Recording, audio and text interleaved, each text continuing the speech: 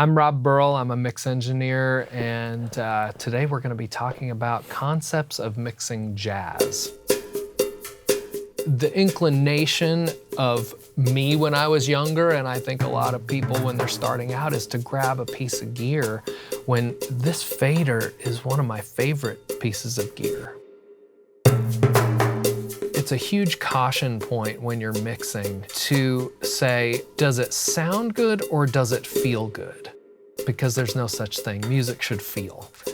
Okay, that's my soapbox. I won't lecture anymore.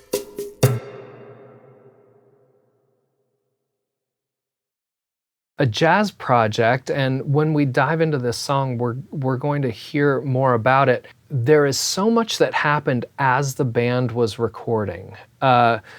Let's take a pop mix, for example. So much of that is a combination of programmed with musicians that are live, but often overdubbed. You get the drummer and then you get him locked into the programming, and then you move to the bass guitar player, and then you overdub electric guitars. There's something being crafted for that genre. With jazz, we had everybody in the room playing as a group. So it was very important that I retained that feeling that we had in the room that day. I recorded this as well as mixed it. So it's amazing how when you get a bunch of musicians playing something rhythmically and harmonically intricate like this, you get into a mix and a slight small move can actually take away from what happened that day. All of a sudden, an EQ move makes the groove not hit as hard. And I find that it's a more dramatic, delicate dance than something like a pop rock track.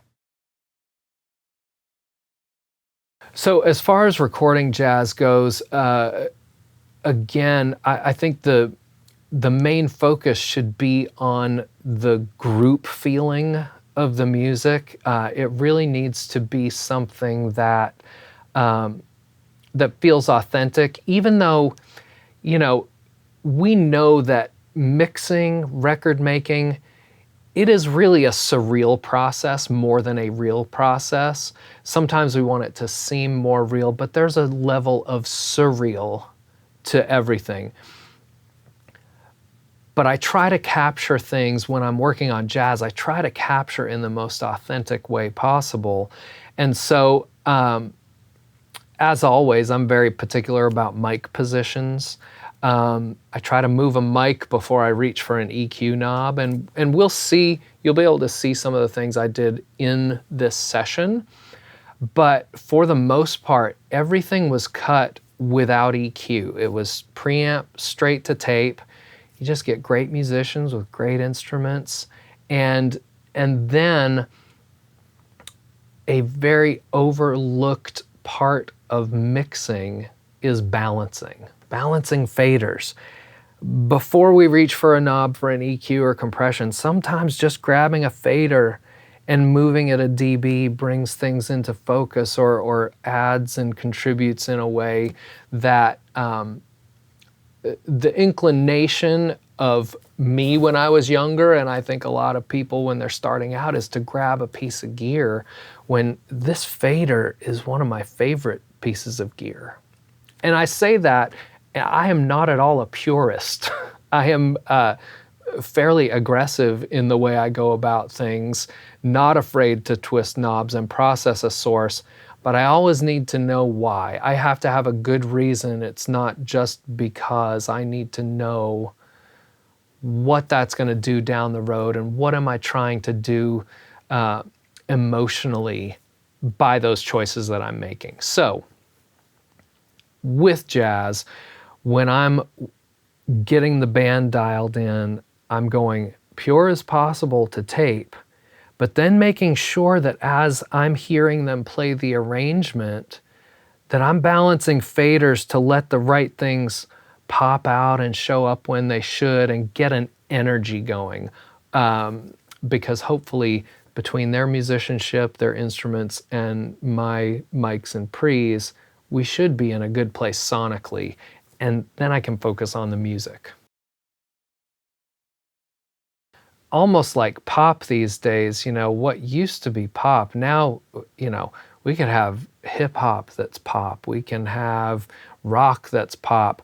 Within jazz, there are a lot of things. What we're doing today is kind of like a more jazz fusion meets modern jazz meets cool jazz. There's very legit jazz, which on this record we had a few songs like that it's just good old upright bass and an arch top guitar and a drummer and a pianist and a much different thing. This is a more produced kind of jazz, so you have to make decisions based on what is the music asking for. So the differences in recording and mixing are inherent in the music. You have to listen to the music and let it dictate first what decisions you're going to make.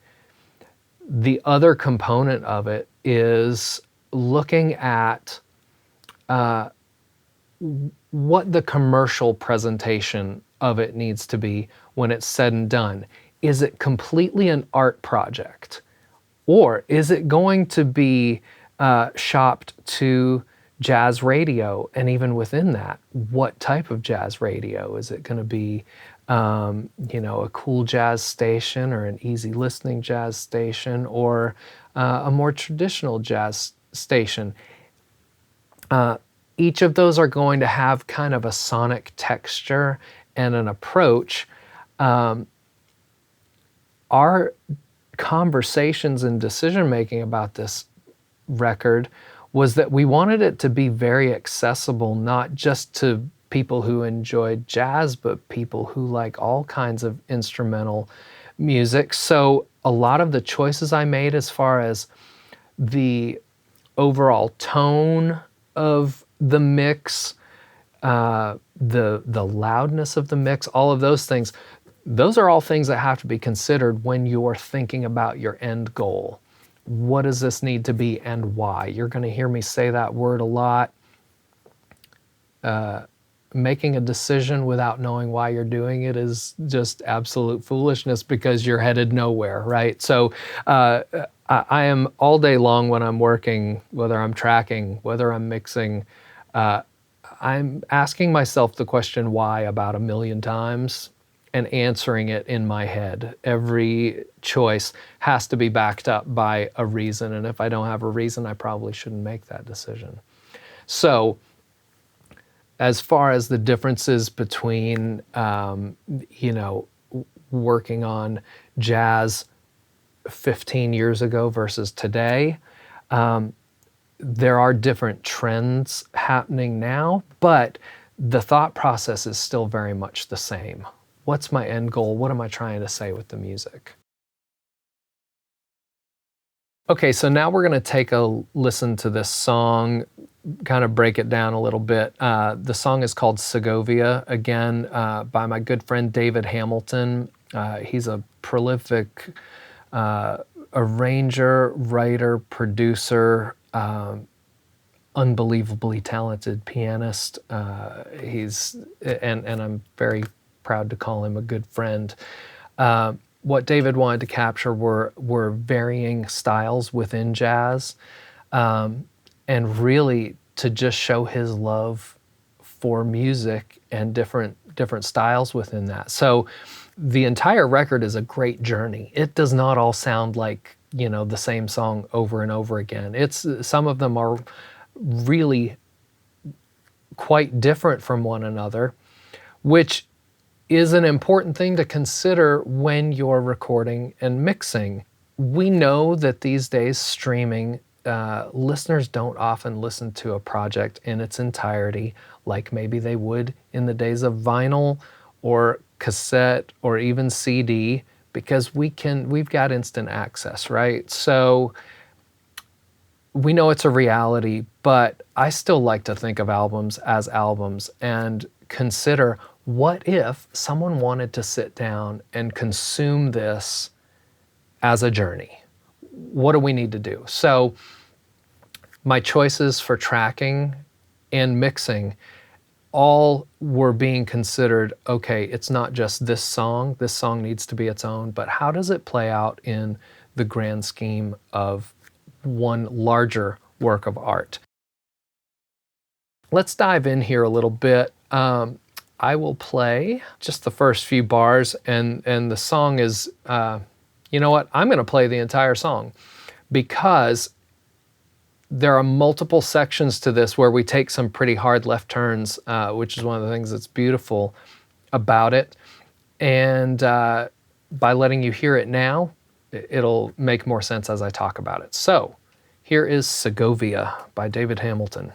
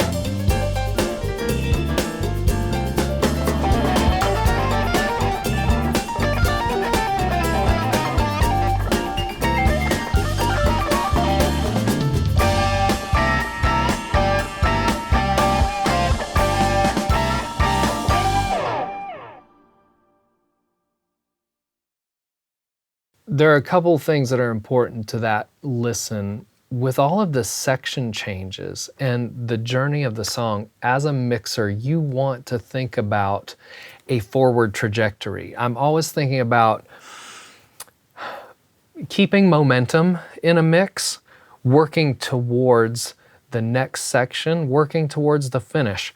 So understanding that we're going to make decisions early on that are going to affect the next decision, that are going to affect the next decision. That's our why question that, that we have to ask all the time. So if you can see on the Pro Tools screen right now, we have a lot of cuts and edits. One of the things about this that helps to highlight a bit of David's genius as a producer and a musician is over here, earlier in the Pro Tools session, we have the way that it was originally cut. But the more we got into the mix, the more we were designing and setting up, okay, what's the palette for this song? The more David realized that, there were some sections that were maybe 8 bars too long, or, maybe a section needed to repeat one more time to let different musicians have a feature or to keep that momentum going. So he was not precious about saying, hey, we need to chop this song up a little bit. So these edits are not edits for correcting musicianship. These were just fine-tuning and honing the arrangement, which literally some of these happened minutes before my final print of the mix that was going on to the mastering process. Without further ado, let's actually dive in. What I'm going to do first, I'm going to start with my master bus. For an important reason, there are different philosophies about what to do on your master bus. Some people don't like to touch it. Some people like to touch it lightly. I have a few different philosophies, and again, I have to ask why on every mix. What is the right thing for this song? For this song, because I had recorded it and our rough mix was really musically feeling very tight, I know I spoke earlier about even small frequency changes or compression can all of a sudden make the groove fall apart as much as it could also enhance it. So we have to be careful. I made the decision to start by doing some light processing on my rough mix on the 2 bus to just kind of trim some things, open some things up, rather than going through and addressing every channel. And this is not a cheat, it's not a quick way. I will say this, when we're making music, it should be whatever it takes to make it feel great. And for me, I wanted to try to do as little harm as possible. So we're going to start here with this is the CLA Mix Hub by Waves. Love this plugin. I came up working on all kinds of different consoles, but my favorite mix console, I love recording on them these days too, but my favorite mix console was the SSL. I love the sound of it. The flexibility is unparalleled. So, the SSL is kind of the sound in my head, and this is one of my favorite emulations. It sounds as close to the SSL 4000 console as I've heard. Anyway, what we did here, I made one small EQ move. It is a fairly wide Q. You can see here, it's a fairly wide Q, knocking about 3 dB back at 1K. All this is doing, it's just a little bit of a smiley face curve that I wanted to remove a little bit of congestion in the mid-range, which will actually make your mix a little bit wider and clear. Now, certain elements you really want to be the focus there, and we're going to get that later, but that's why a 3 dB dip across this whole thing might seem like a lot, but it's a very gentle curve, and it's not much. I'm going to play before and after for you, and it looks like I did an entire half dB shelf at 8K. And I can guarantee you that to me that half dB mattered, because otherwise I wouldn't have done it. The other thing we have going on here, which is not necessarily typical for me, it actually looks like I was allowing the console channel compressor to knock the mix just a little bit. And most likely it's only a dB or so, but what I was trying to get was just a little tiny bit of transient control without having to be heavy-handed. And the SSL channel compressor is a very punchy sounding compressor. It probably just gave it a little bit of muscle that I really liked, and so where I landed was just a 1.5 to 1 ratio. The threshold is really high, so it may just be tickling it, and then a fast, the fastest release that it has is 100 milliseconds, which isn't super fast. It's the fastest this will go. I'm just gonna play a section of the mix here up front, and I'm gonna bypass the EQ and compression, and let's see what it's doing. So here's the bypass.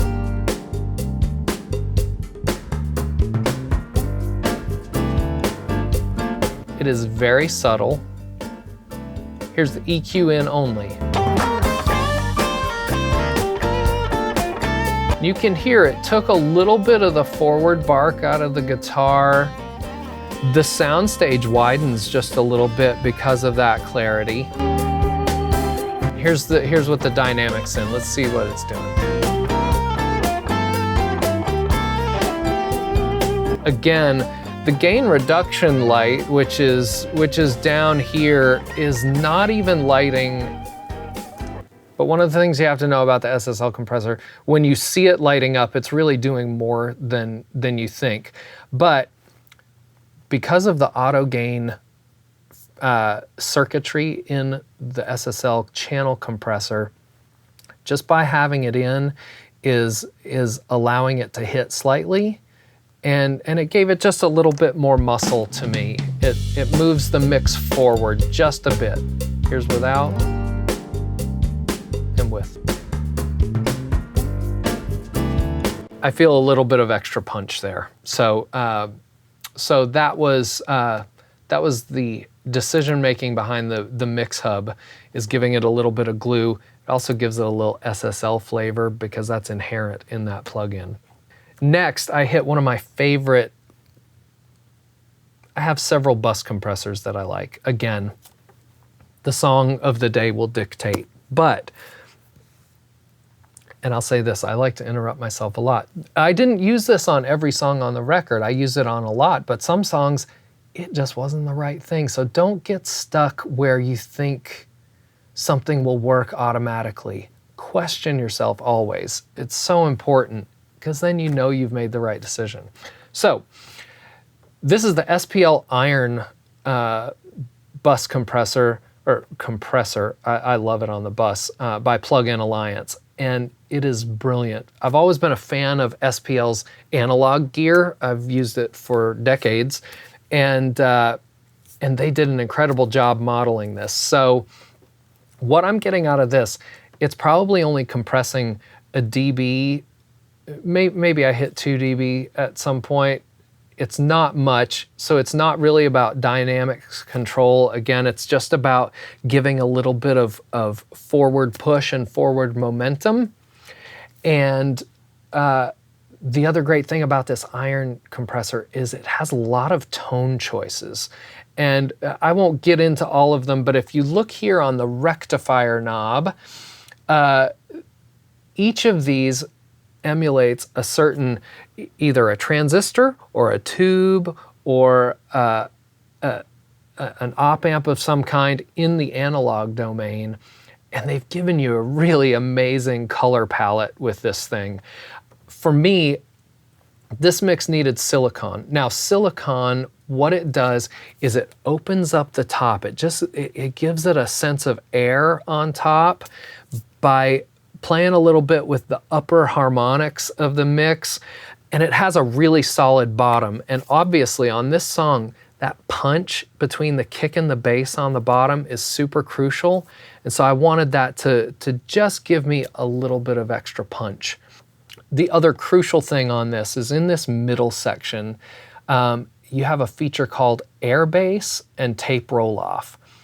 Both fantastic. Again, sometimes I leave this in bypass, sometimes it's on tape roll off. This song needed air bass. What it does, it just kind of lifts and enhances the lows and the sub lows in a very natural way, which gave it some good weight and punch, kind of like sitting back in the pocket a little bit. Tape roll off is a higher up in the frequency punch. This air bass is, does some nice things from 40 hertz up to 80 hertz. The tape roll off to me gives a nice punch in the 80 to 100 hertz. And I already had plenty of that going on elsewhere in the chain. So let's just do a quick bypass on and off of this guy. Here's without.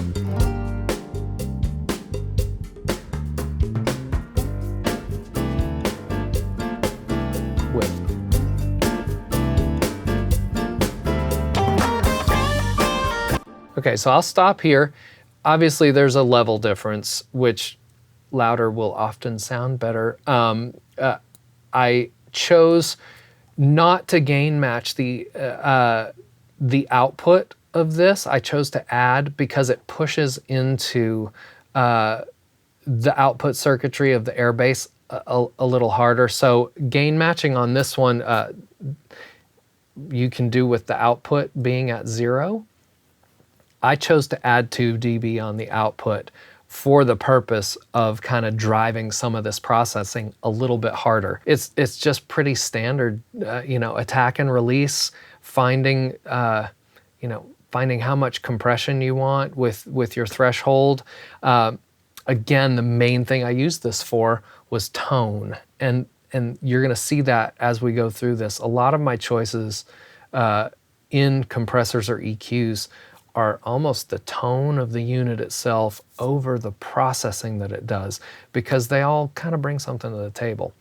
Moving down the line is the Moog EQ by Plug-in Alliance. Again, the hardware, the NTI EQ 3D, the Night Pro EQ. The company has had a few different names over the 25 plus years I've been doing this, but I've used this hardware piece for, again, decades, and Plug-in Alliance nailed this in cooperation with Moog, and so I love this plugin. I use it a lot all over the place, really.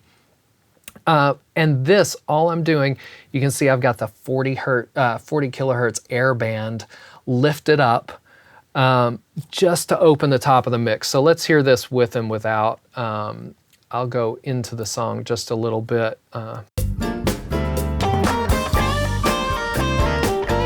With, without.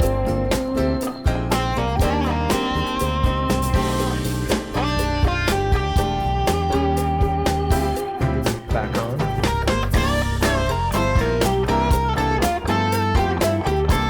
So you can hear, it's, the shelf is at 40 kilohertz, but it really dips back pretty far down into, even the, to me, I'm feeling a difference down into the 3 to 4K range. It's just very subtle and nice, so it lifts without making anything bright or harsh. Again, I wanted to do these light touches, things that would enhance the groove that was already cool, but without making anything fall apart. So we're almost through this master bus. Then I'm going to bypass that whole thing for you so you can hear kind of closer to where our rough mix started out.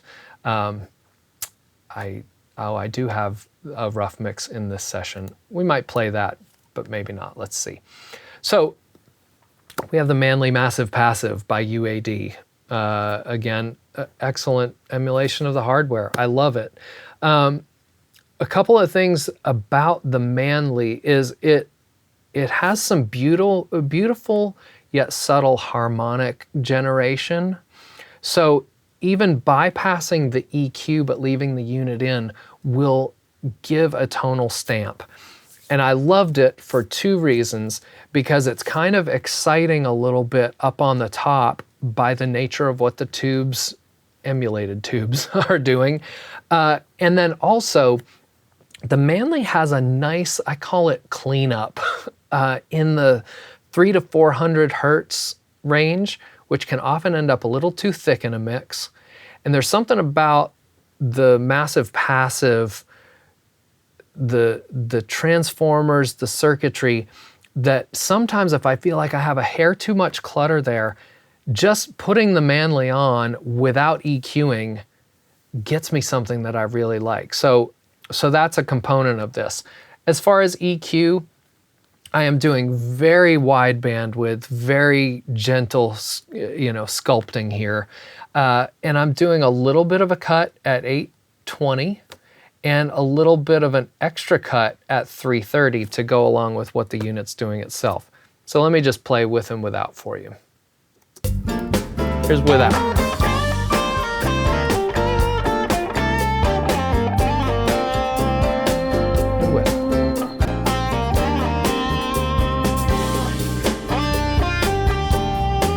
Again, we're talking about small amounts of clarity, but I like doing tiny moves in lots of different places. Again, especially with a mix like this, where I didn't want this great groove that we had to fall apart. So the other thing about the massive passive is you can hear that there's a beautiful kind of 3D factor that happens within its modeling. So, there's always the units themselves combined with the processing that you do. Final mix chain is the FabFilter Pro L2. One of my favorite limiters. I have 3 that I use, but the Pro L probably gets the most use.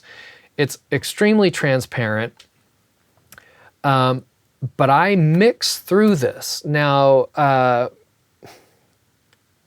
there are a lot of thoughts about should you or shouldn't you.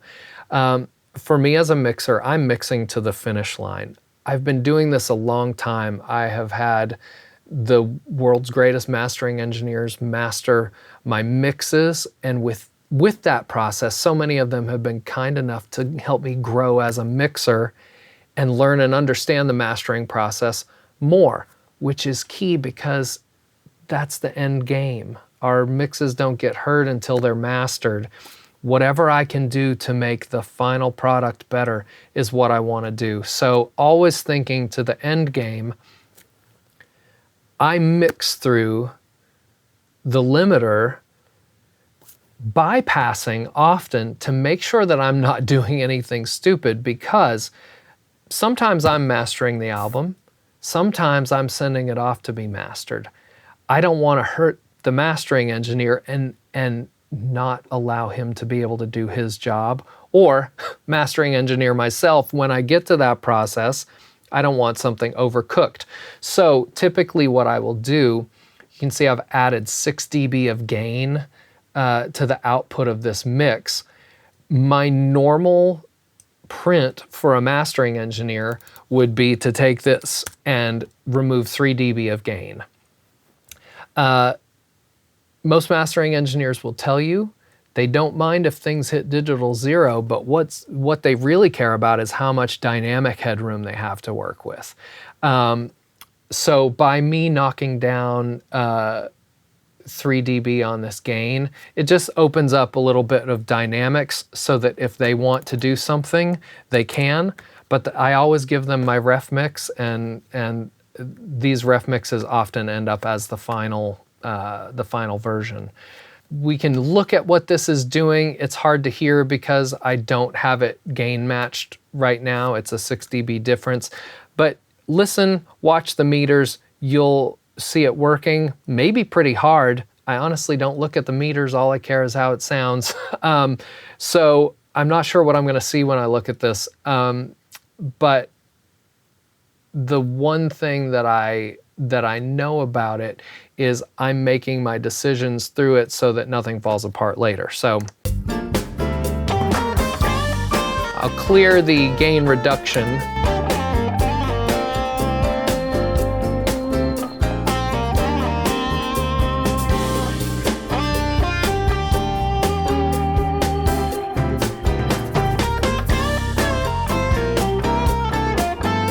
Okay, so it's knocking off 6-7 dB, which is not subtle at all. But this handles it so transparently. It doesn't sound squashed and it doesn't sound like it's shutting down. We still have some good dynamics going on. And part of that is in the tweaking of the attack release. And I really like to spend a lot of time on this limiter more than the attack and release, playing with the channel linking to get transients and the width of the mix to move in a certain way. The transparent mode on this was where I landed. I'll usually scroll through and see what tone I like best and use that as my starting spot. All that to say, I'm gonna play this same section with a bypass on all of the master inserts. I'm gonna hit bypass here, and here's what we have without all that processing.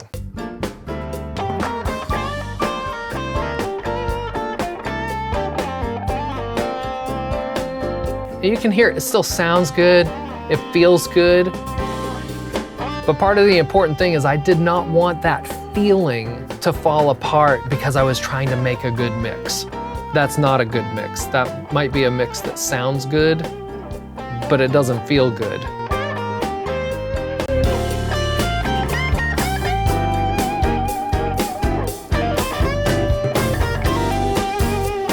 So when I brought it back in, you can hear, obviously it's louder, that's the obvious thing, but it's got a little more openness on top, but I didn't lose the punch and the musicality of it.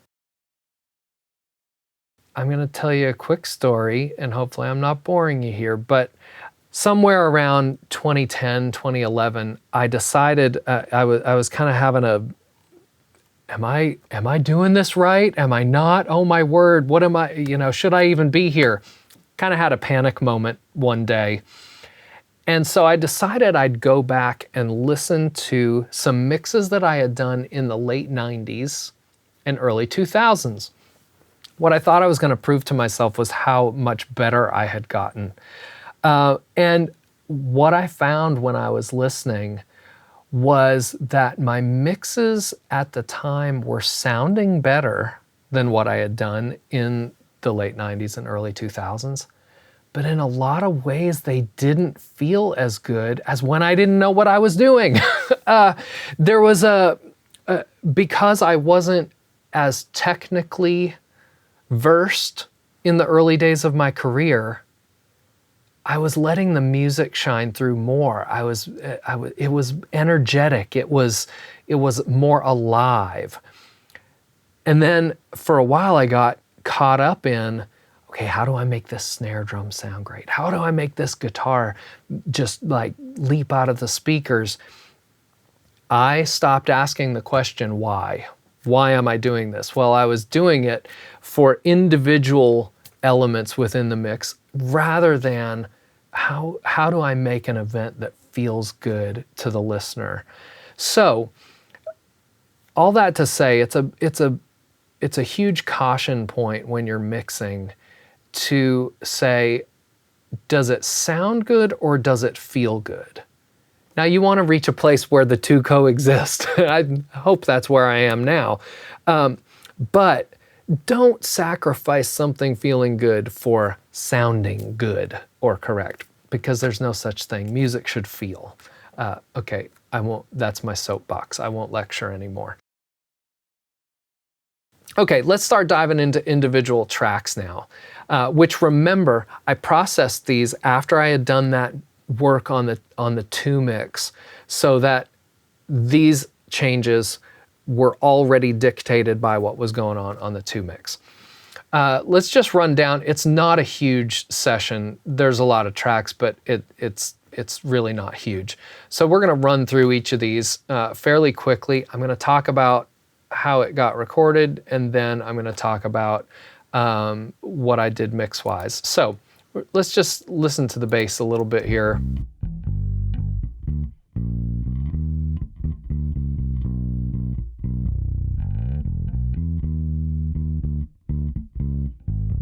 Killer bass tone.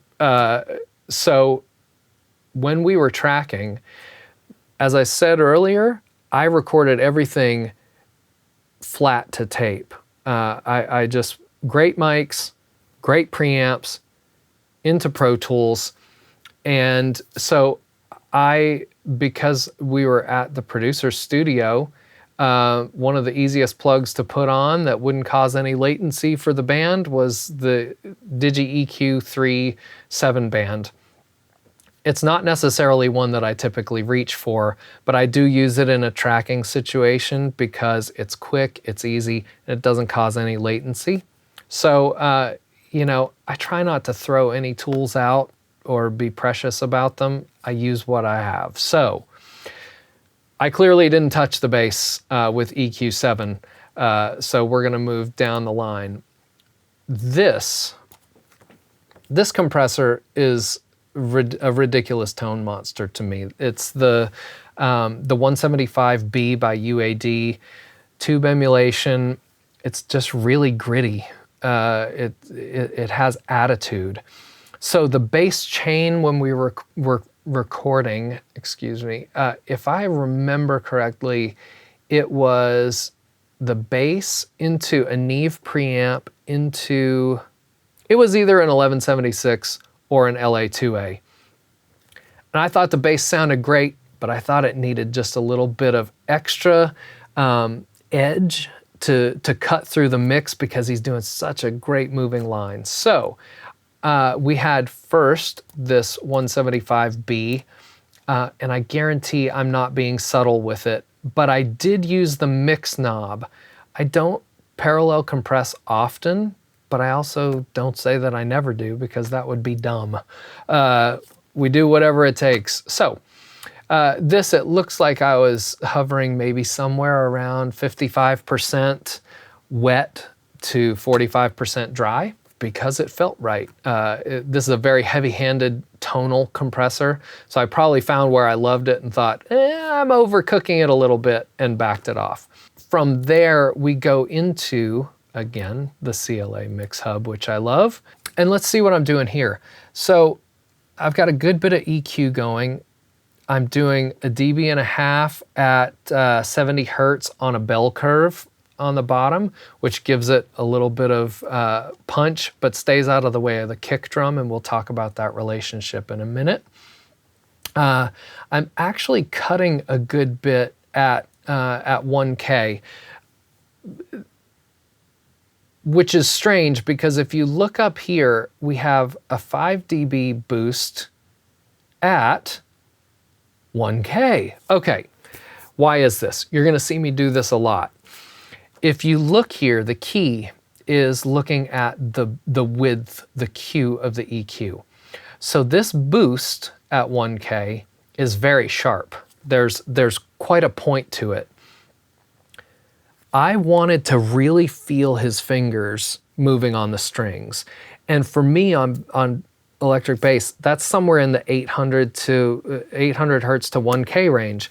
This is obviously what sounded best to me that day. But the overall tone in the 1K range was eating someone else's space in the mix, and most likely it was guitar and piano.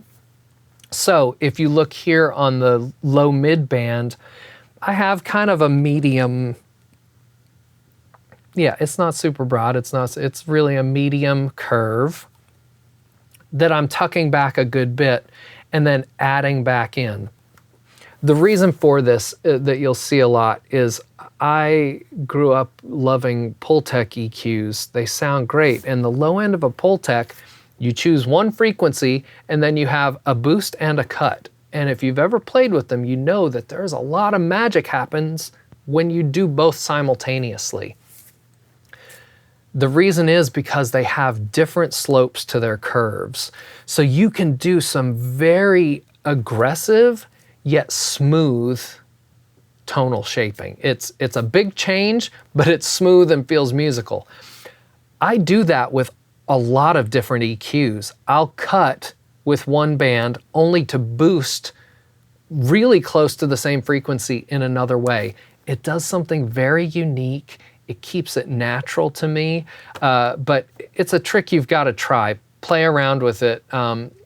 Pultec will help you learn it well, but you don't have to have a Pultec. Just play with different bandwidths on your cue. So the last thing we have is the top shelf, all the way down at 1.5, which of course dips lower than that. That's the corner frequency, and we're boosting 5 dB. Again, that's to lift the top end of the bass so we feel it really speaking through the mix, because his motion is crucial to this. This song is not about low bass. This song is about the motion that the bass guitar provides. So, not using any compression there. So let's take a listen with and without to the bass here. This is with everything, and here's bypassed.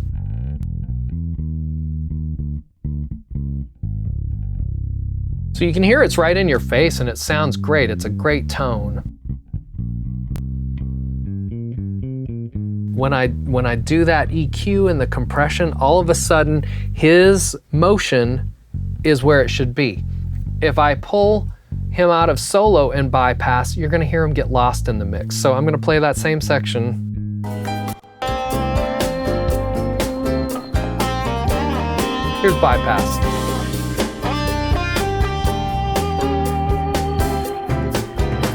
He's there, he feels good, he feels chill, but I need him driving the show. The bass guitar matters, so. Now, the kick, the bass, and the snare, the backbeat are really working together to really solidify a groove. There's the reasoning behind it. Drums, hugely important, but I'm gonna go through them pretty quickly because I'm not doing a whole lot to them. This was great playing, and mic choices, I can go through real quick and tell you that the kick drum was a Shure Beta 52, one of my favorite kick mics, because it's very flexible in what you can do with it. It takes EQ very well. Some mics don't take EQ as well as others. They get phasey and weird because of the EQ curve that's built into the mic. So you have to always be aware of those things. The snare top mic was this was an SM57 that day, and the snare bottom mic was an Audio-Technica 5100, which is a condenser mic. And I think on this song, I didn't even put it on the bottom. I was kind of off the side of the rim, and I'm actually getting a lot of tone from both of them. The hi-hat was an Audio-Technica 4047. It's nice and smooth. Love it. The toms were Audio-Technica ATM 230s, I believe. They're a great tom mic, hypercardioid, but they sound really punchy and have a lot of low-end extension. And then the overheads were Audio-Technica 450s, little side address pencil mics, and they sound super good and glassy without being harsh. All of these were going through my my Grace M108. That was on everything. I was using the Grace on the drums, and then my Focusrites were on guitars, and we had Avalons on pianos, and piano mics. We'll get down to that. So here on the kick we have, and this would be my tracking day EQ. This is what I did just to put things to tape, and all I was doing was what, a 6 dB cut around 160, just to clear up a little thump because I wanted the bass and the kick to work well together. And then this guy, the Sheps channel, this was added by the producer as he was working on his rough mixes, as he was doing overdubs and things. later on down the road. When he sent me the mix, I loved what he did. I may have changed a few things, or I may have left it. It's just a little bit of compression, little bit more EQ. I dug it, so I left it, or maybe tweaked it a little. And then finally, again, the CLA mix hub, which I think is on every channel because I love it. So for this guy, I was just lifting the top end a bit, 5 dB at 8K. Wanted to have some nice snap, but without it being too pokey. And then I've got 3/4 of a dB at 2.5, again, to add to the articulation of the kick. But it's kind of subtle.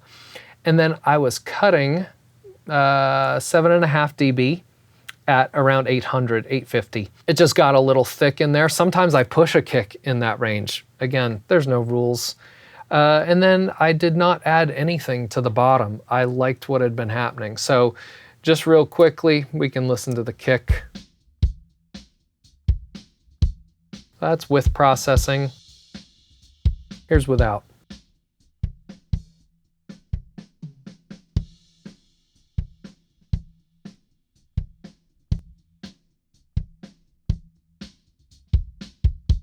So you can hear what's happening.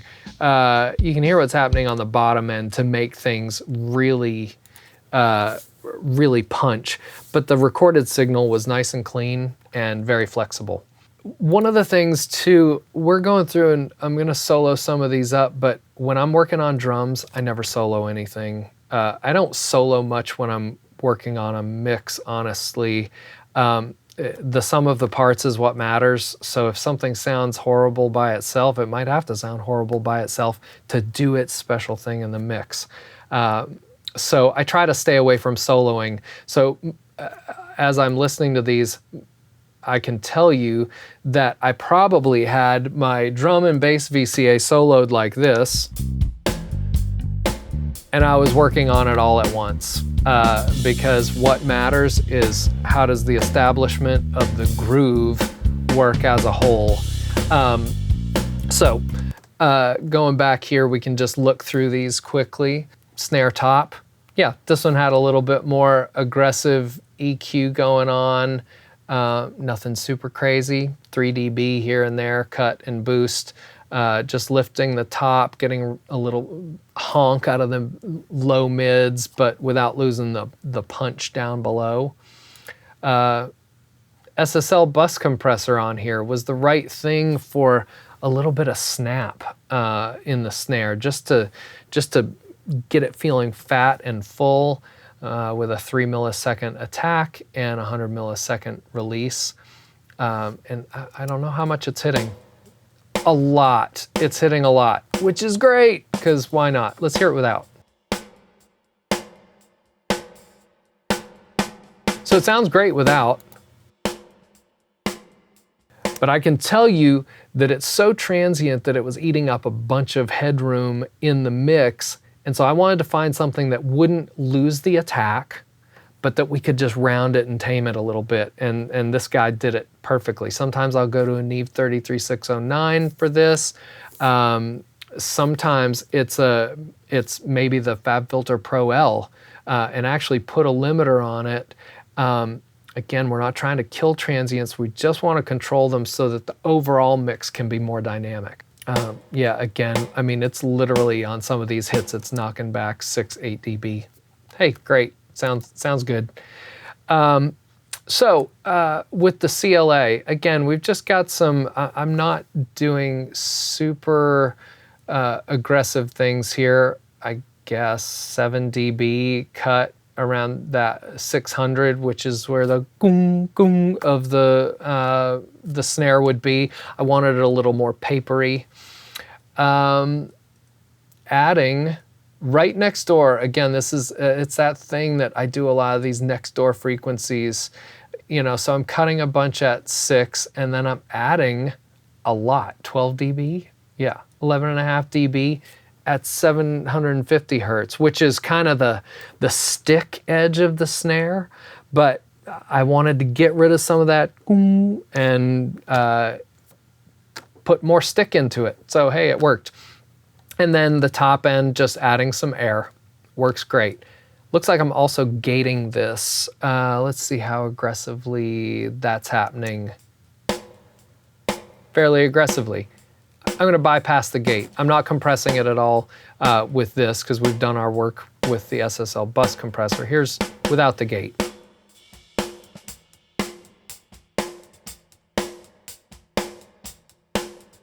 It's still pretty tight, but I wanted this snare popping. This mix needed that crisp factor, and that gate's doing it. Okay, let's hear without this EQ because it's fairly aggressive in the numbers, but again, I think you'll hear that because I was doing this next door frequency thing, it's not super crazy.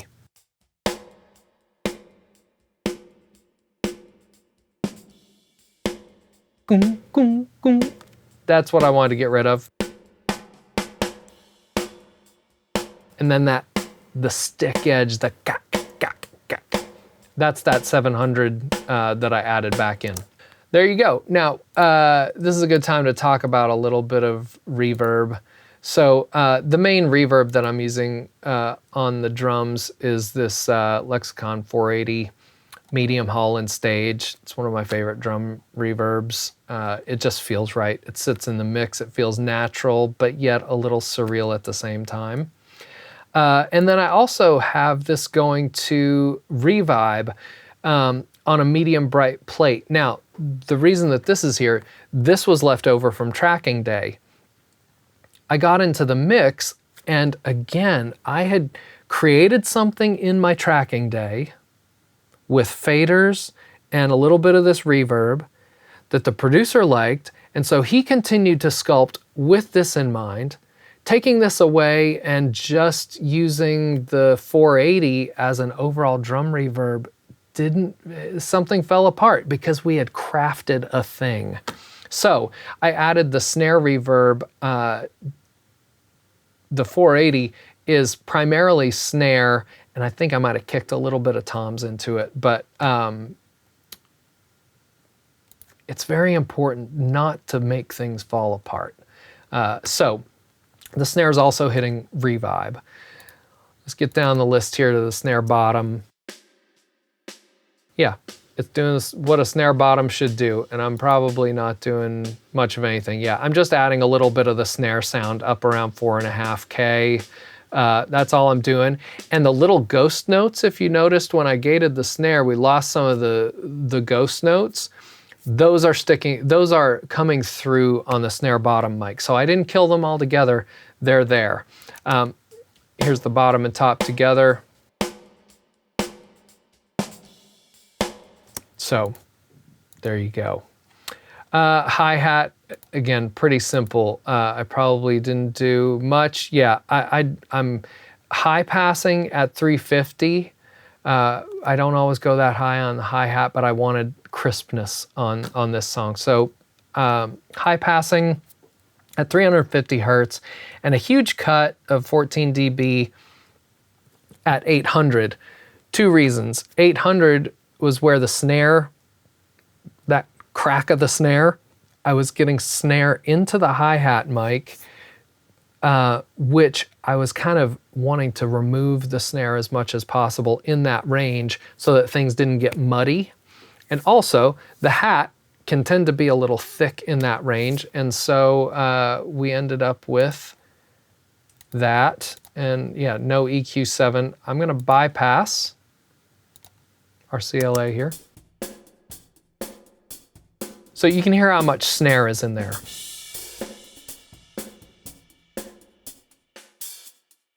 Snare removal. There you go. Snare removal, and I have the nice... Sometimes you want a chunkier hat. Sometimes, what does the music need? I needed this guy to just be keeping time precisely. So, snare's cleaned out, doesn't make the snare feel bloated. The snare track can really speak, and there's the hat. Toms, super easy again. My favorite tom EQ, again, it's not the one I always use, but it's a favorite. This is the Trident A range. I came up using this console. There's a great studio in Nashville called Omnisound. They had a Trident A range in their A room for years, and this is a pretty rare console. There's only a few left in the world, but man, it just had an EQ that, I hate to use the word musical, it was very musical, and the way that it worked on toms for getting them to sing was beautiful. So I'm gonna look real quick here. I didn't do anything on EQ7. I didn't do anything on the CLA except a little bit of light gating. It's not super heavy, but let's hear some toms. I'm gonna go right here because we got some tom fills coming up. I'm gonna solo both toms, and then I'll bypass the Trident and you can hear what it does.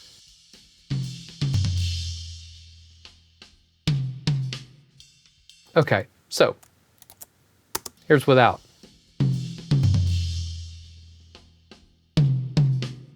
You can hear there's a lot, you hear the overtones and resonances that aren't so great. They feel a little bloated. With the Trident on, doing some, some boosting up on the top, it doesn't get bright, it just gets smooth. I'm doing a big cut at 250, which is where those overtones were not friendly. And doing not the same thing on both because they're not the same drum, but a similar thing, close to the same frequencies, just different amounts of boost and cut. And it really allowed them to jump out of the mix and not weigh the mix down. You don't want a tom fill to happen and it just gets big, and then your next section that the tom fill leads into feels less than. So you want your toms to float you into the next section with energy, but don't bog you down. Overheads, didn't do anything on tracking day. I just left them as they were. I didn't do anything in the mix. This is one of those cases where, just don't touch it, right? So what you're hearing is just the mics cut flat to tape with a little bit of reverb. I loved how the snare was popping in there.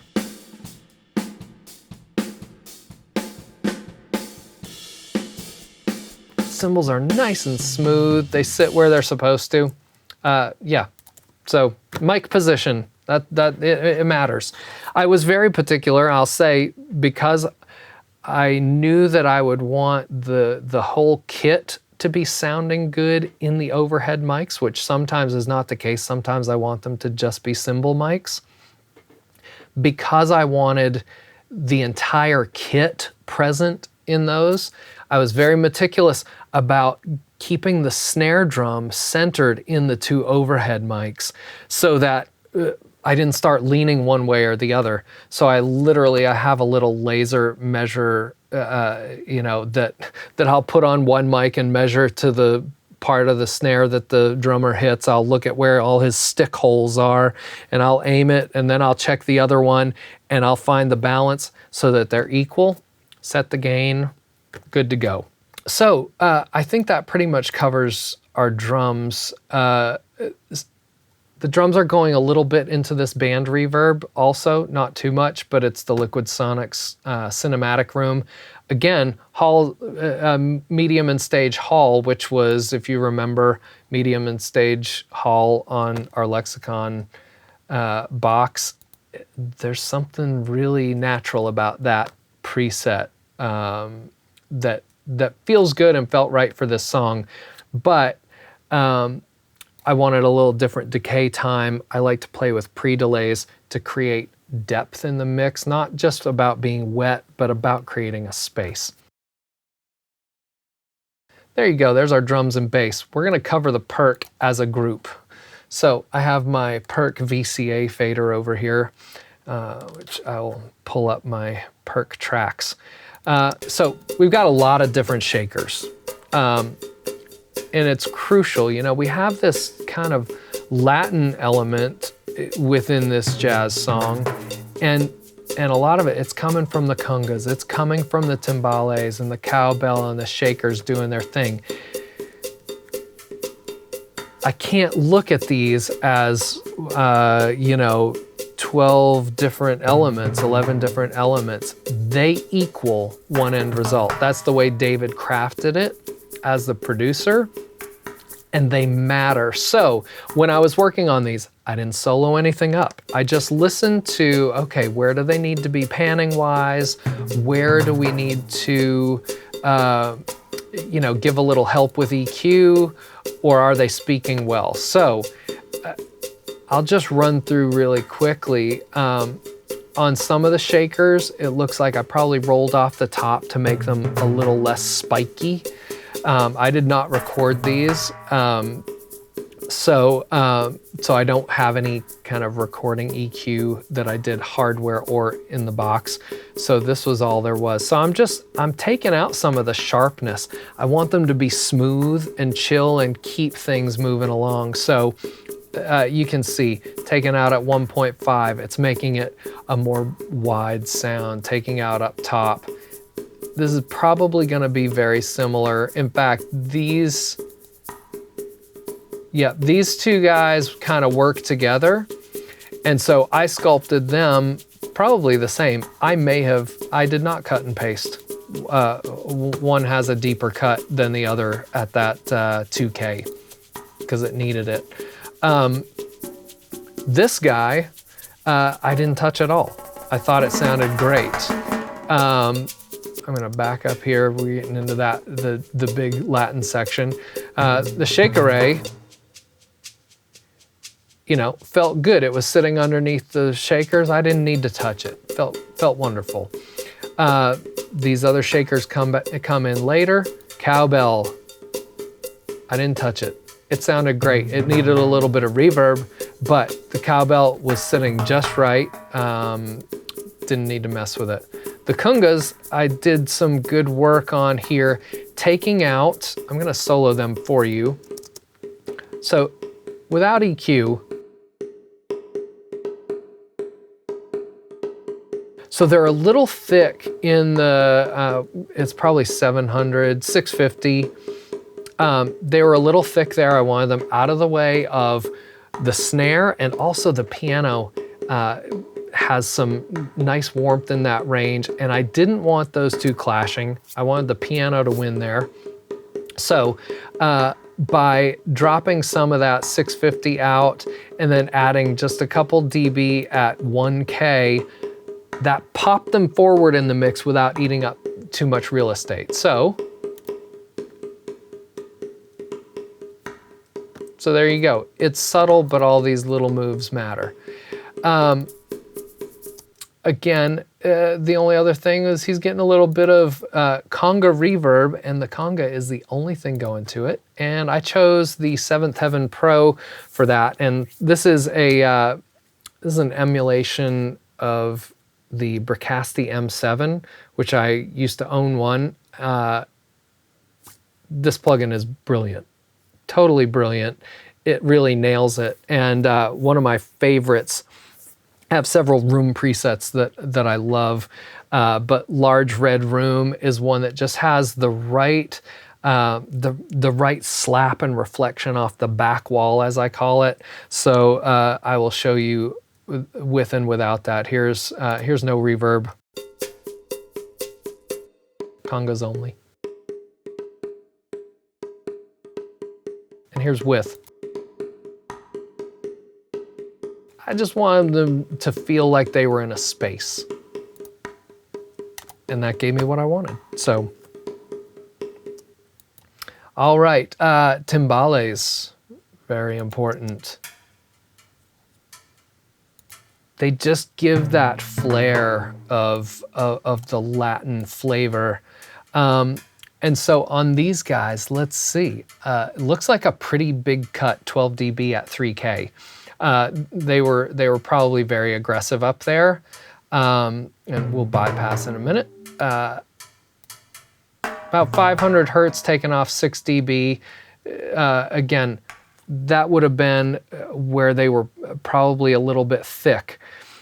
What I'm doing here, I probably could have accomplished by boosting heavily somewhere around 1.2K, because if you were to look at a graph of this, there's these two dips, which kind of puts the focus in the middle.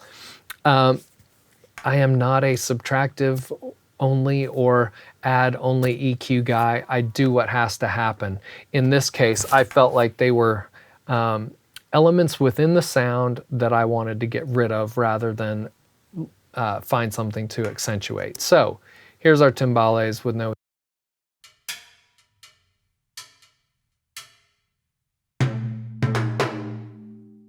So if we go play that same thing again with EQ,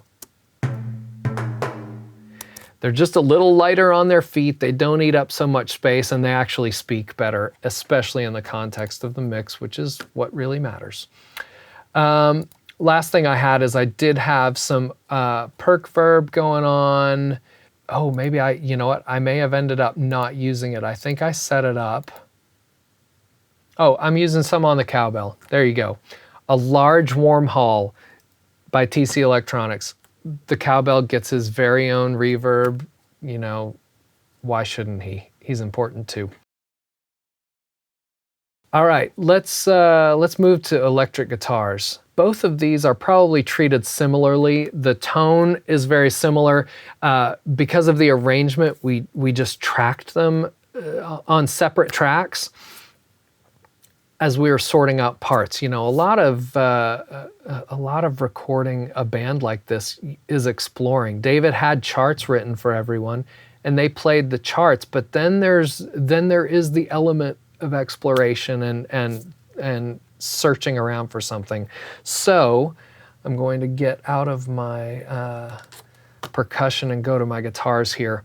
So there's going to be similar things on all of these guitars. I'll take a look here. Yeah, I'm just really bringing this solo guitar forward in the mix, just trying to clean up any mud, but without making him thin, and really get him up in this 2K range to speak, because he's kind of the vocal of this song. That's the way I look at it. On this song, the guitar is the lead vocal. So if we listen here,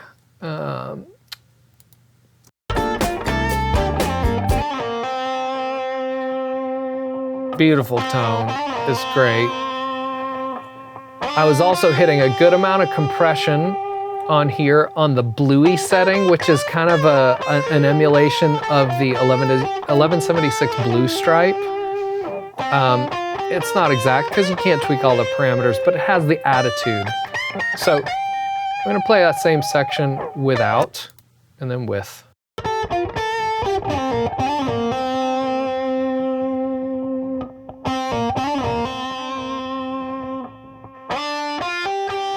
So you can hear it was a beautifully rich tone, nice and articulate, but in the context of the mix, it needed some help cutting through. So we just did a little bit of cleaning out of the lows, adding some sparkle up top and compressing him to get him to sit up straight. And then all of the guitars also, I believe, are going through the Studer A800. I wanted to get a little bit of tape saturation, and it's probably not a lot, but it's enough to make a difference. So you get a sense of compression, but also this like warm vibe to it. So let's see what happens without this.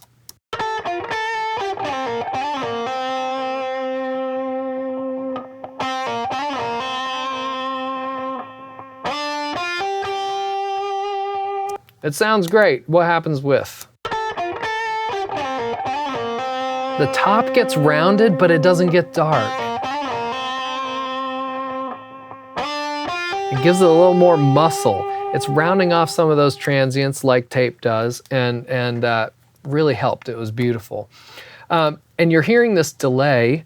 Now, Chris played through effects, I believe, on this. Sometimes we cut them to tape, sometimes we don't. So let's see. Yeah. He's got a little bit of a slap, a little bit of a delay and a short reverb that he cut with. Because he was the soloist, I needed something a little more dramatic. So I put this Korg SDD 3000 on here, which you know, I've always loved the hardware of, and they did a great job. It does this really cool out of phase wide thing on this mode 2 that I love. So here's with it.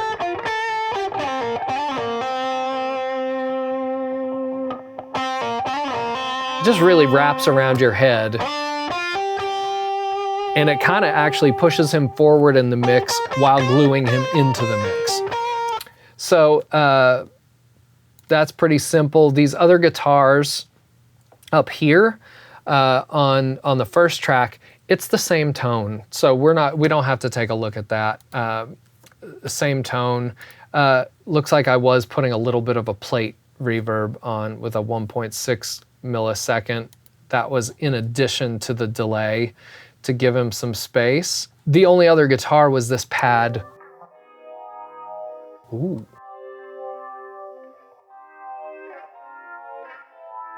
Yeah, he was going through all kinds of things. He was, you know, using the wah to open things up. I loved how that sounded. I'm not sure what I did. Yeah, same thing. I'm trying to bring him forward in the upper mids and just clean out warmth and thickness that other instruments are taking care of down there. And it looks like I added a flanger. I wonder if that was me or if that was him. I think he played through some. Let's see. He did. So he was playing through it, and I liked it so much I wanted more.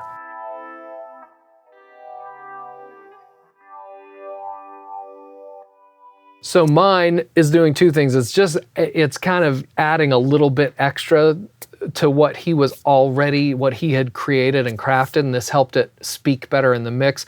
But this is also doing a little bit of a stereo flange thing, so it widens it out a little bit more. That is also going into the reverb for a little bit of, just a little bit of space and depth. I love creating depth in a mix. And reverbs and delays are one of the ways to do that. So that covers our electric guitars. Super important in the mix, but I didn't have to get too crazy with them. We're gonna go to the nylon guitar, which we have two of.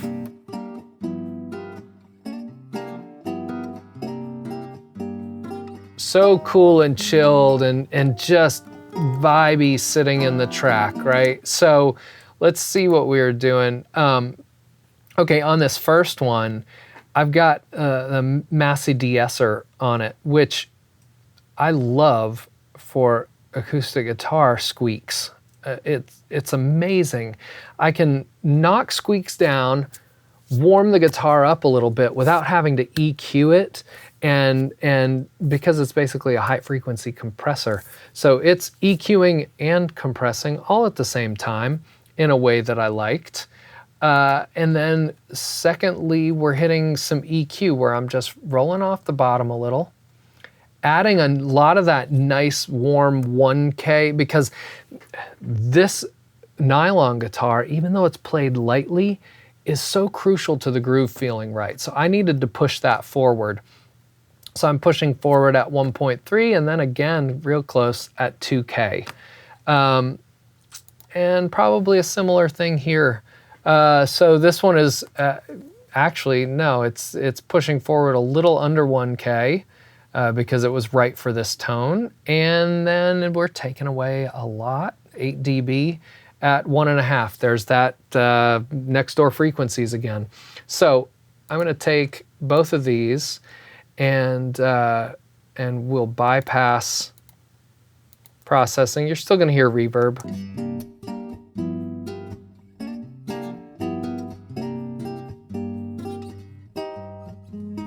They feel great, but because they're so light, I needed them to be a bigger deal. So I had to warm them up and push them forward in the mix. So here's what all those EQs and de-essers did.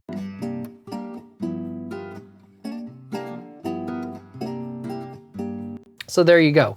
And again, you have to remember I was making all of these decisions without any soloing, because when I solo, I'm gonna make things sound a way that is not necessarily best for the mix. So try not to solo. As far as the acoustic verb, here we go. Again, the 480L.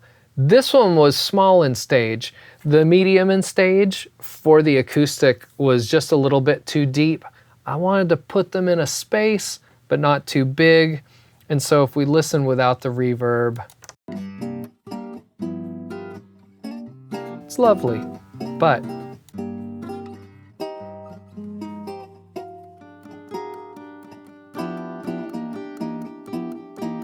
it adds a back wall to the mix is what I like to call it. That back plane is very important to establish some depth in the mix. Now we come to, even though the guitar was the soloist for most of this song, the most important thing, the piano. Why is it the most important thing? Because the artist is the piano player. David is the piano player. We wanted to make sure that the piano really spoke and did its job. Now, the piano recording was pretty simple. It was a pair of Audio-Technica 5045s, which are gorgeous microphones, unbelievably detailed. The chain for that was 2 Avalon 737s. I was using the high gain setting, so that is a tube preamp. I was using the high gain setting because on something harmonically rich like piano, the tubes on the Avalon they're subtle, but they add so much sparkle. So I like pushing something like piano into it a little harder. So I would turn the gain knob down. In fact, I am gonna show you, because I have an emulation of that in the UA that will help instead of me just talking with my hands. So the setup on his hardware Avalons would have been something like this. I would have turned the preamp way down. We would have been on mic, of course. I would have turned high gain on. I probably did not high pass, if I remember correctly. And then I did have the compressor in, and I had the EQ pre-compressor. It's not a hard and fast rule. I just liked it in this case. I liked what happened when I did a slight bit of EQ, but it pushed into the compressor. The compressor was not hitting hard at all. I can guarantee you that on the loudest part of any song on the record, the needle probably never hit -1 dB. So it was just there as a little bit of a tone sculptor, but it was really not working hard. And I would have had the attack would have been somewhere in the medium slow, and the release would have been kind of a medium fast, most likely, if I'm remembering correctly. As far as EQ, the only thing that I did was I grabbed the 32K band and I literally cracked the knob just off the center detent of 0. It just opened up the top end a little bit, but the mics, the piano, the room, everything was great. It didn't need to be messed with. So there you have it. That was kind of the way the piano was cut. Also, for those of you who, there are multiple ways to mic a piano. I did kind of a spread left-right thing, back off the hammers a little bit, and fairly wide inside the piano. There are multiple ways to do it. Again, for this record, I knew that that was what I wanted to achieve in the end mix. So, all that said, we take that into the CLA, which is doing absolutely nothing. And the only other thing going on is some of this TC warm hall. So here is the piano with its reverb.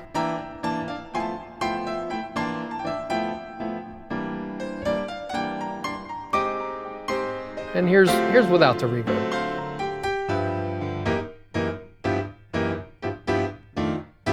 Great sounding instrument, killer player. And then reverb back in just gives it a little bit of love, gives it some space. It was very important that the piano won, so a lot of those guitar dips and even some of the drum things, the percussion things, instead of trying to push him hotter in the mix, I needed to clear a little bit of space for the important parts of his chord structure to be heard. Probably just about all of those other decisions we saw that were cutting frequencies were because I wanted to make room for David without having to alter his tone super radically. So next is the B3, which David also played. He's a ridiculous B3 player. Just because you can play keyboards and pianos does not mean you can play B3 like a B3 should be played. David knows how to play it. Gorgeous B3, breaking up nicely, Leslie cabinet.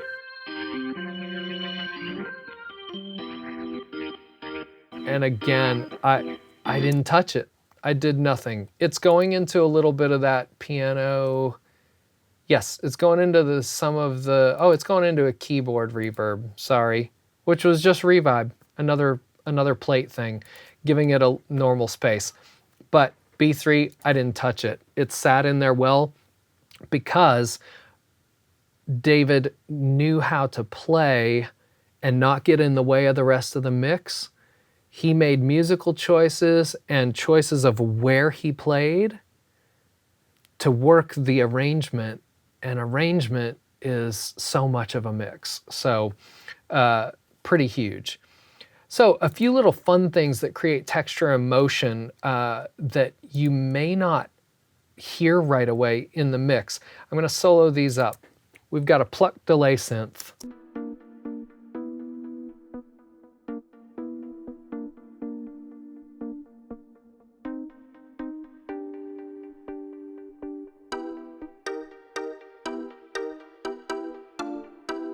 Again, I didn't touch it. I added a little reverb, but what is this doing? So this pluck synth is really kind of, it's doing a little bit of what the nylon acoustic guitars were. It's doing a little bit of what the bass guitar was. It's just part of the groove, creating a little bit of gel and some interest. And David really liked how that played in there, so we just tucked it in. At the end here, we've got these wood key hits.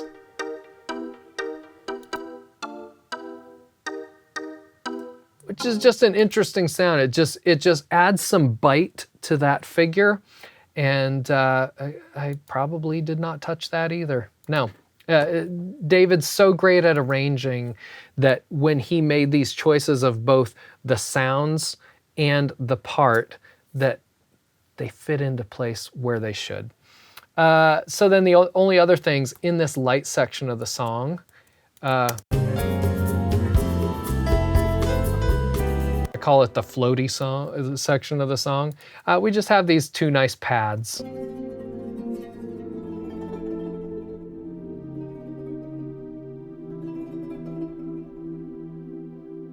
Didn't touch them. Didn't do anything. No reverb, no nothing, nothing tricky. I may have widened these a little bit. No, I did not widen them. I didn't touch them. They worked. There was no need to mess with it.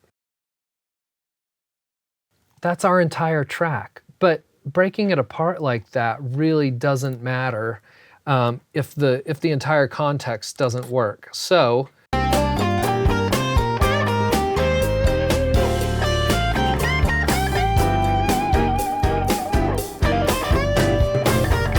as I'm mixing, once I had started sculpting those the tones, getting the mix to really move and not fall apart, then I get David involved and he hears the mix, and we start making decisions about what can make the mix better. And that's not a sonic thing, it's a feeling thing, it's a forward momentum thing. So if you look at the edit window, some of the things we did was we muted some of the percussion in various places to open things up. Like this one in particular, you know, coming into this little timbale figure.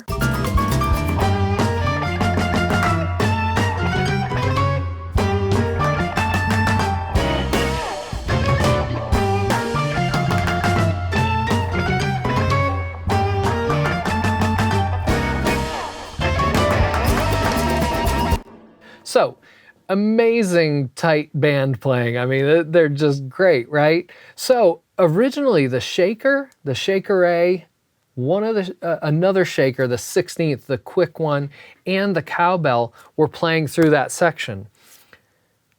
Two things happened with that. First, it kind of took away the punchiness of that great figure that the band was playing. But also, when I'm mixing, I'm always thinking about song sections. And David, as an arranger, he's doing the same thing. You never want one section to be so great that the next one seems lackluster. We have to keep getting better and better and moving forward. So you make decisions to change. Listen to this transition right here going into the solo section.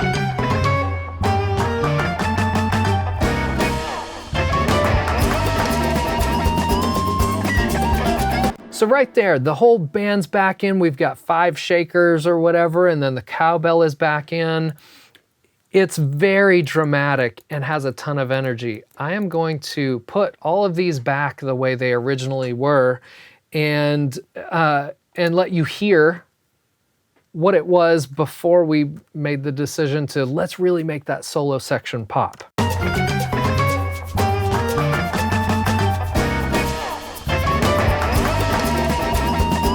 Okay, it feels cool, right? But it does not let the solo section just explode in the same way. So David, because he's not afraid to say, hey, I put that in there, but we're gonna take it out, he said, let's play around with what we can take away so that things get better. And you're gonna see that in a few of these spots, particularly with shakers, that we just opened it up to be the band, and then when all the shakers drop back in, you just feel that motion. This is the important part of mixing, is always looking at, oh, now then this section feels a little lackluster. We don't want it to fall apart. I know we're talking about jazz, but one of the toughest things in pop music is the second verse of any song. You've just come out of the chorus and you can't lose energy. So what do? As a mixer, you always have to be thinking about where are you headed, not just what's this moment right here. You need to be moving forward, always evolving the mix, whether it's by moving faders a little bit, by working the arrangement with mutes, or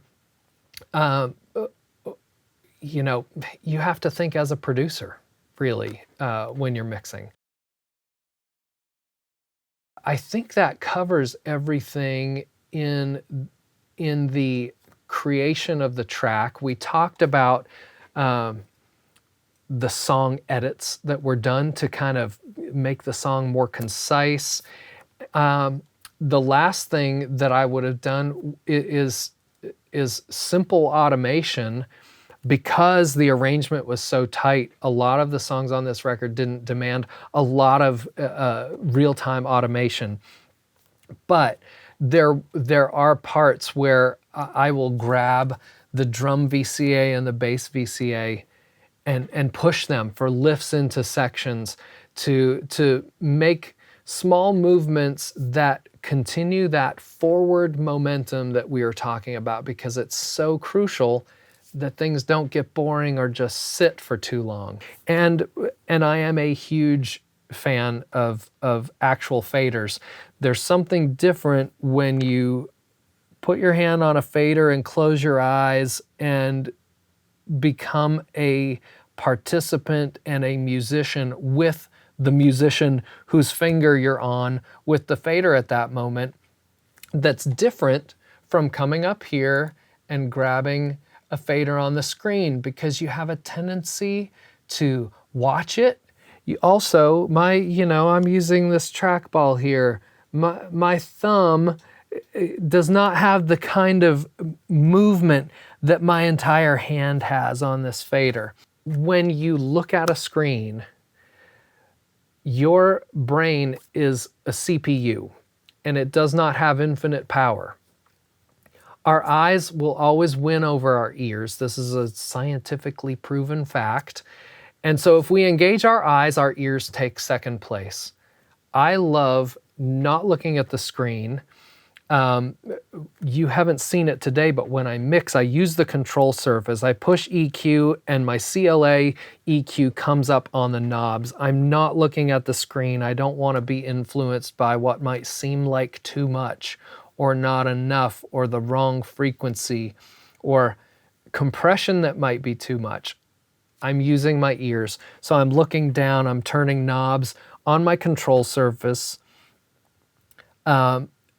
because then I'm freeing my brain up to have its best chance of listening and hearing. I'm not distracted by what I'm seeing, so I can ask these why questions. Oh, what does it need? If I'm not looking, if I look here and I see something, I might think it's wrong, or I might think, oh, that probably is working. But then I put my head down and I'm listening with my eyes closed and I say, oh, that's a little boring. I need to do something there. What can I do? Let's play with this. Let's play with this. I can't stress enough how much of a difference in music making a tactile surface of some sort makes, even if it's just a single fader. I highly recommend you try it. If you're used to a mouse, you're going to need to give it a few weeks, 2 weeks to a month, to break your old ways. And I almost guarantee you that you will be having more fun and making more dynamic musical decisions if you do it. So there you go, try it. I promised I wouldn't lecture anymore, but I did. You know, I'm kind of passionate about what I do. I love this, making music. I think we have covered everything. I'll say this, the last thing, which is related to, but not completely related to the control surface, is I love using VCA faders. They give me so much flexibility, and what they give me in a mix is they give me the ability to balance, instead of micro balancing on individual faders, I can group things together in VCAs and do broad stroke balances, which sometimes a half dB or a dB one way or another can make a mix come alive. You've worked hard on these individual balances. Sometimes it's nice to have a broad strokes layer on top of that. The VCAs give me that. On this song, I chose to group my drums and bass together on one VCA. I have all the keys on a second VCA, guitars, acoustic and electric on another one, and then all the perc on a fourth. It lets me be able to play with some of these balances with automation and make the mix more dynamic. The other thing it does, is it allows me to use VCA spill, which is something that Avid has put into these surfaces, where instead of scrolling through all my tracks across the control surface, which I have 32 faders of, but this mix is 51 faders. I'm often doing mixes that are, 200 faders. And so you're moving around a lot. I can double tap a VCA and it will spill all of the members of that VCA to the control surface. And the reason this is important is because I like to do as many things in my setup that will keep me from having to think too technically and stay engaged in music. If I have to scroll through looking for tracks, banking around, oh, there it is, I've probably become disengaged musically. Doing it this way, I can be making music and I go, I need my drums. Bang, bang, here's my drums. I can stay in a musical flow without getting distracted. And then I can double tap and I'm right back to all my faders, or I can dive into my keys. VCAs are an important part of the organization of a session as well as the musicality of a session, and I use them heavily. I hope that is somewhat helpful. The beauty of creating a mix out of many parts that will become one event is what I love about mixing, and that's what I would highly consider no matter what genre. Make sure you're thinking of it as one event for the listener, because that's what's going to make them feel. They might, hear things that they pick out. Oh, I love that, I love that. But really, if they don't engage musically first, they're not going to hang around long enough to say, hey, I love how that guitar sounds. So I hope you've enjoyed this, and that's all for now. I want to thank you all again for watching. This has been great to be able to do this today. Again, my name is Rob Burrell, and you can find me at robburrellmix.com and also themixmentor.com. You can check out what I have going. Both sites link to each other. Come visit me. Links to Instagram and Facebook. I'd love to connect with you, and I hope that you've enjoyed this. Thanks so much. Have a great day.